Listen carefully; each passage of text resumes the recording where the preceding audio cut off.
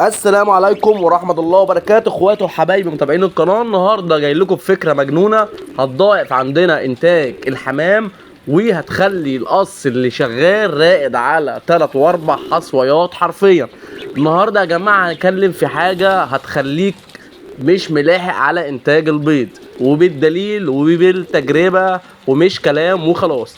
بس لازم اول حاجة اهم شرط يكون المكان عندك غرفة 3 في 4 او 3 في 3، ما تقلش عن كده. يكون عندك اوضة بقى فوق سطح، اوضة في شقة، اوضة في بدروم. المهم يكون مكان متقفل، ومكان ما يقلش مساحته عن 12 متر مربع في المكان. وهقول لكم هتعملوا ايه دلوقتي، وهقول لكم هنشتغل ازاي. اول حاجه عشان خاطر ندخل في الموضوع على طول، هنبدا حلقتنا. اللهم صل وسلم على سيدنا محمد وعلى اله وصحبه وسلم. بص يا سعاده الباشا، هتنزل السوق هتجيب لي 30 انتايه من السوق. 30 انتايه. مش هيفرق معايا بقى بلدي، استرالي، شقلباز، زاجل شعبي، ايا مكان. المهم انا عايز 30 انتايه شغالين من السوق. هتنزل تنقيهم، وهتنزل تفاصل بكام يا باشا النتايه، وتدخل على التاجر. وزي ما كنت فهمتكم، انا عامل حلقه عن طريقه البيع وعن طريق الشراء، وازاي افاصل مع الشخص اللي قدامي، وازاي ادخل على التاجر احسسه ان انا فاهم، مش داخل راجل مبتدئ، ان انا داخل لسه اتعلم، عشان محدش ينصب عليك ويديك حاجه بايظه. تمام؟ راجعوا الحلقات عندكم تحت في الفيديوهات، وهتلاقوا طريقه الشراء من الاسواق.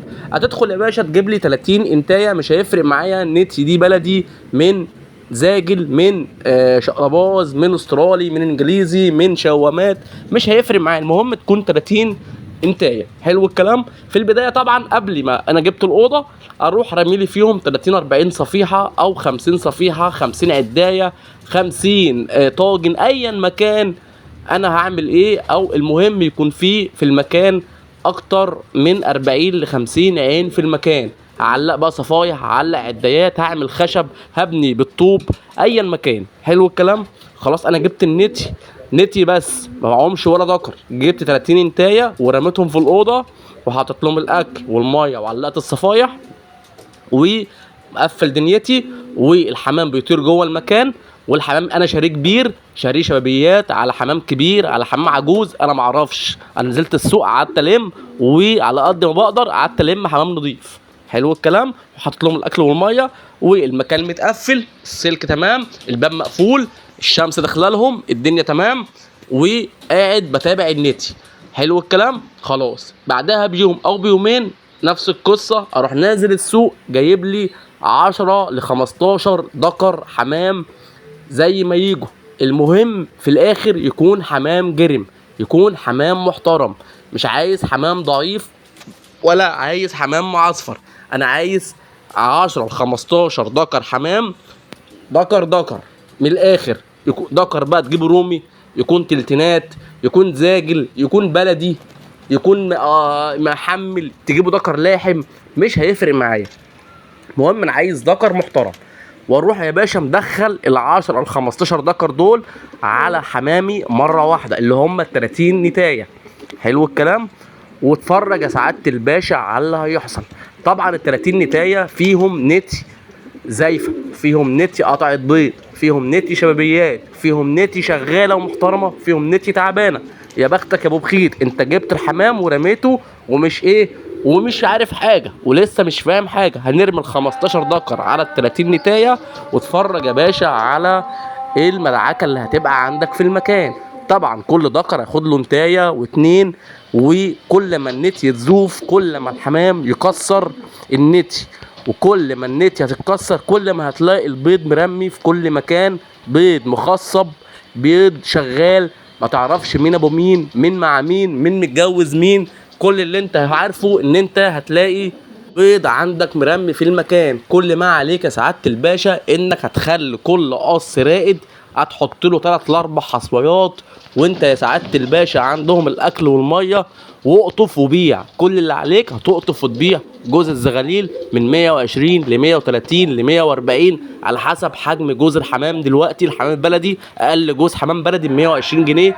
وانت طالع عندك حمام تقيل، حمام هجين، لقيت الحمام في ايدك محترم، الزغاليل كويسه، وزنها محترم، بيع يا باشا ب 150 وانت طالع عندك حمامك بلدي الطبيعي خليك في ال 120 و130 و140 على حسب المنطقه اللي انت فيها. حلو الكلام. طيب دلوقتي يا باشا كيلو الكلفه، بلاش الكلفه، انا بكلمكم بقى من اللي انا شغال بيه. انا بجيب بالشكاره، بروح اجيب شكاره الذره عوجه الحورس الرخيصه، مش هقول لك هروح اجيب انضف حاجه التفاحه، لا بجيب الحورس الرخيصه، بجيب الكيلو ب 13 جنيه. حلو الكلام. كيلو القمح بجيب من الفلاحين، بجيب بالشكاره نفس القصه كيلو ب 13 جنيه. الذره الاصفر ما بجيبش الشيشه، الذره الاصفر البلدي الكيلو ب 13 جنيه. هتعمل كلفه مش هتكلفك حاجه، شويه ذره على شويه عيش ناشف على شويه قمح على شويه ذره عوجه، انت كده كده بتاكل حمام بلدي، انت كده كده فاتحها بزراميط، فاتحها مزرعه علشان خاطر الحمام يشتغل وتبيع وتلم الانتاج وتبيع يا باشا في الاسواق، تبيع للتاجر، تبيع للفرارجي، تبيع على النت. انت القصه كلها في الاخر، العمليه في الاول وفي الاخر انت مش هتلاحق على الزغاليل ولا هتلاحق على البيض. وانت بقى شغال ال 30 انتايه دول مع ال 15 دكر هيطلع فيه نتي زياده. انت يا باشا بقى وانت قاعد راجل بقى ايه، راجل مربي ناصح، راجل شغال، راجل خبره، هتعرف بقى النتايه التعبانه، النتايه اللي مش حنينه، النتايه اللي قاطعه، النتايه اللي هي لما قش ما بتبطش. وخد بالك لو عندك نتي مش شغاله ولما قش ما بتبطش انت هتشغلها غصب عنها، هتشغلها حضان. افترضنا في نتايه فيهم واخده دكر والدكر بيكسرها والنتايه لما القش مش عاوزه تبيض، حط يا باشا تحتها بيضتين 3 حصويتين 3 اتفرج عليهم، هتقعد وهتطلعهم وهتحضنهم لك وهتطلعهم لك. انا عندي كده وشغال كده. انا بكلمكم يا جماعه يعني من العملي، مش بتكلم كلام وخلاص وانا نايم مش عارف اي حاجه، لا الكلام دوت قدام عينيا بيحصل. الحمام اللي قاطع بيض، النتي اللي ما بتبيضش انا بشغلها، انا ما ببيعهاش كمان، دي هي شغاله عندي كنز في المكان. وعملت حلقه قبل كده يا جماعه، راجعوا الفيديوهات تحت هتلاقي حلقه عن الحمام اللي قاطع بيض وعن الحمام اللي بيلم القش وحمام مش شغال. وعندي فوق حمام مصوره لكم قبل كده، حمام زاجل انا بحضن تحتيه حمام لاحم، بيض حمام لاحم. فخلينا برضو في موضوعنا دلوقتي. احنا دلوقتي عايزين نعمل مزرعه من الهوا، هننزل نلم 30 انتايه وترمي عليهم 15 دكر، 15 دكر جرمين عشان خاطر يطلعوا لنا شويه زغاليل محترمين. واقطف يا باشا وبيع واكل واكسب والدنيا تكبر معاك. ولا هقول لك هات لي بقى شبيات ولا اقول لك هات لي زغاليل اقعد جنبها 6 شهور، لا، من ابو ناهيه كده انزل السوق تك تك تك تك اشتري واستنضف.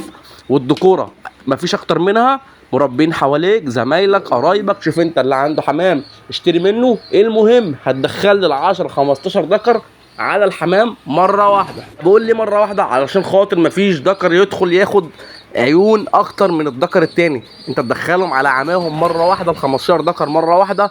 ولم يا باشا المزربيط وبيع يا باشا واكسب وكل وروق على نفسك. وفي الاول وفي الاخر هم كلهم بلدي، وانت شغال هتشوف مين النتايه التعبانه تتخلص منها. لقيت دكر فيهم مش عاجبك تشيل وتجيب غيره دكر غيره، مش قصه العمليه. انت كده كده العمليه شغاله بلدي في بلدي في بلدي. بس اهم شرط الدكوره تكون جرمه. كل ما تجيب دكوره تقيله كل ما هتطلع زغاليل تقيله وكل ما هتكسب اكتر، لان انت بدل ما هتبيع الجوز ب 120 هتبيعه ب 150 وهتبيعه ب 170. الكلام ده عن تجربه، ده بياكل وده بياكل. حلو الكلام. مش هيفرق معايا النتايه، انا يهمني النتايه تشغل تكر بيض، انا مش عاوز منها غير كده. تمام.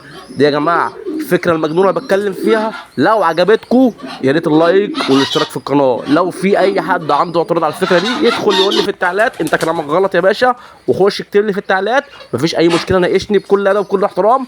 في الاول وفي الاخر الصح هو اللي يمشي. انا غلطان ما عنديش مشكله اطلع اقول انا غلطان، انت صح هقول انت صح واسقف لك، الله ينور عليك. في الاخر احنا يهمنا المصلحه ويهمنا الربح ويهمنا مكسب الناس، وفي الاول وفي الاخر نتقي ربنا. ويبقى انا كده يا جماعه وصلت لنهايه الحلقه. يا ريت اللايك والاشتراك في القناه، ولو في اي سؤال او اي تعليق تحت امركم في الكومنتات. والسلام عليكم ورحمه الله وبركاته.